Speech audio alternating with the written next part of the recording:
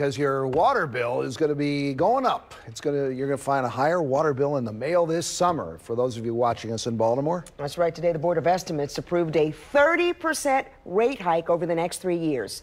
WMER2 News' Abby Isaacs looks at why DPW says it needs the money and how it impacts residents. Abby? Well, the Department of Public Works says this money is needed for necessary infrastructure repairs. But some city officials and people impacted by this hike are not happy. They're asking for concrete answers about where this money is going to go, and they also want some relief for families that fall right in the middle. It's making living in Baltimore City unaffordable.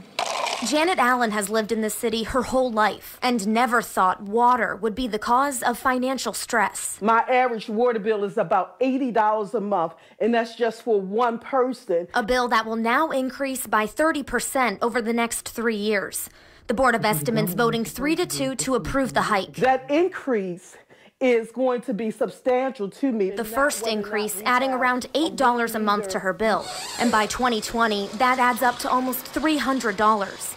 Officials with the Department of Public Works say they need the money to pay for necessary repairs to keep water drinkable and available to everyone. Decades of deferred maintenance and rehabilitation that's necessary for a $4 billion infrastructure system. Organizers with the Food and Water Watch fought the increase, not because of where the money may go, but because they and some city officials say the DPW didn't provide enough information to justify it. If you're going to, price people out of water service, there needs to be some kind of serious justification for why it is that you are planning to do that and what you're spending that money on. Rihanna Eckel says they've heard from lots of concerned people who already have trouble affording water. We've heard stories from families who have actually joined gyms and gone to the gym to shower and to fill up water bottles because joining that gym and paying the gym membership is cheaper than paying their water bill.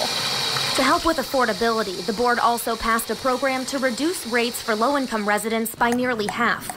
Though it doesn't help working people like Janet. Those of us that are caught in the middle have no reprieve, and we need to have some type of reprieve. Water has to be affordable. We should not have to take out a loan in order to afford to drink and use a natural resource.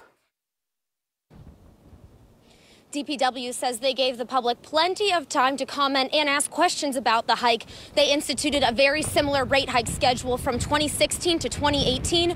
Now this summer, July 1st, is the first time the hike will be seen on people's water bills. Live in Federal Hill, Abby Isaacs, WMAR2 News.